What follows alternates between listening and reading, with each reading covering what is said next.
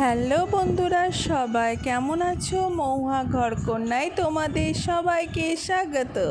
তোমরা সবাই কেমন আছো আর কি করছো?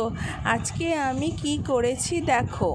আজ আমি মাটন শিক কাবাব করেছি, তার জন্য তোমাদের সঙ্গে শেয়ার করলাম কিভাবে করলাম, কি কি দিয়েছি আর কিভাবে তৈরিটা হলো।